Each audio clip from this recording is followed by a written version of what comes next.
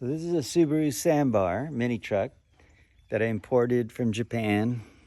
I acquired it at an auction through Japan Car Direct Services. And I wanted to leave a review.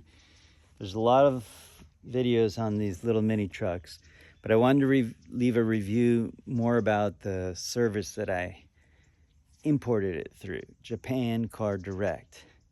And the reason I wanted to leave that review is because my experience had some glitches, and Japan Car Direct was there for me to back me up. And that's really telling when a company, goes above and beyond to help you out. So I thought it was worth giving them a review.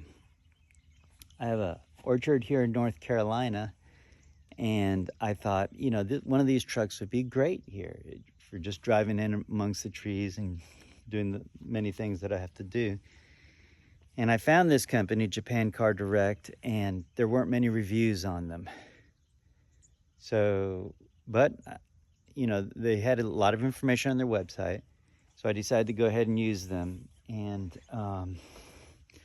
started bidding on vehicles. Well, ultimately I bought one, and later down the line, they discovered it was unable to be put on a ship because the coolant would overflow when it had been running for a little while. So the CEO got involved, and because the options, put it in a container, is like $3,000, or put a new motor in it, all the different problems which could arise. Plus I didn't know who this company was, Japan Car Direct. Did I trust them or not? CEO got involved, and he asked, why didn't I have it inspected? And so that's a super important piece of advice I want to give you about that. When you start to bid on these cars in auction in Japan, the first thing you're going to notice is they'll list a vehicle for auction, right?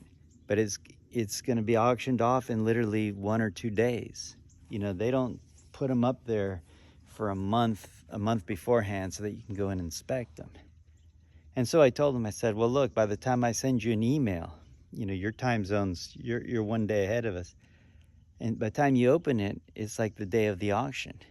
And he said, no. He goes, the way it works here in Japan is that they inspect the vehicles only on the day of the auction.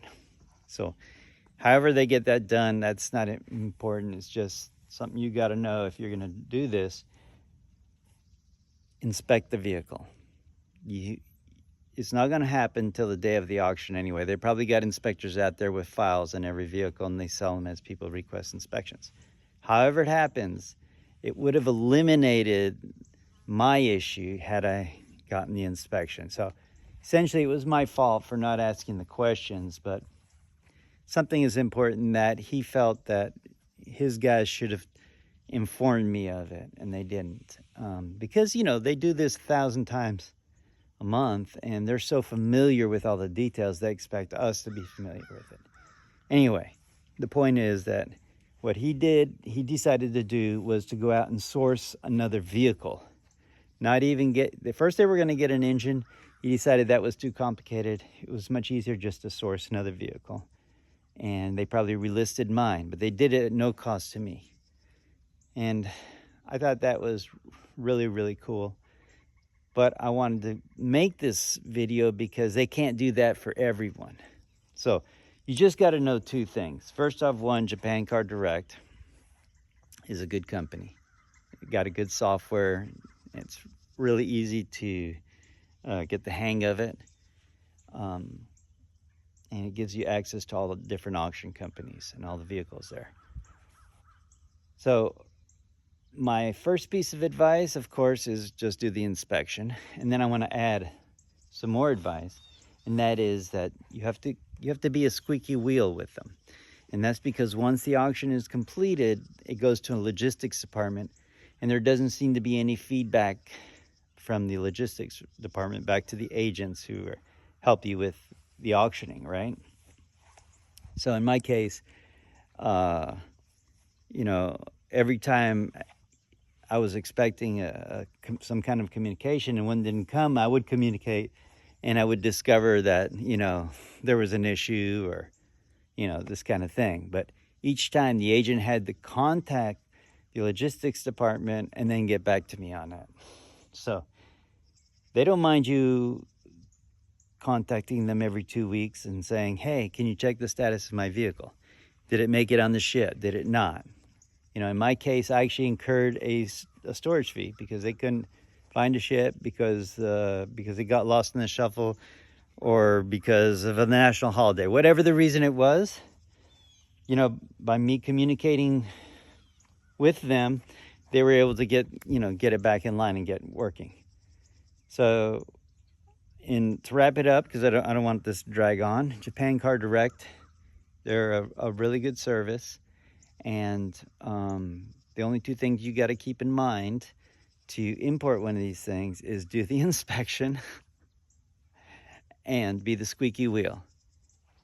If, when you get it here to the US, if you want to use their partners, which I did, Easy ISF, you can use them fully or partially. Partially, you're allowed to go onto their website and file your own ISF form. And I guess then you go to customs. I didn't go that route and do all the paperwork yourself. I just use their services, so I want to recommend them as well. Easy ISF. Third partners, if you ask them about it, they'll put you in touch with them. And they handled everything for me, including, because I was so busy out here, they also set up transportation. So I'll cut the video short right now, and I'm going to say Japan Car Direct, thank you. And I definitely will refer you to friends and use you again in the future.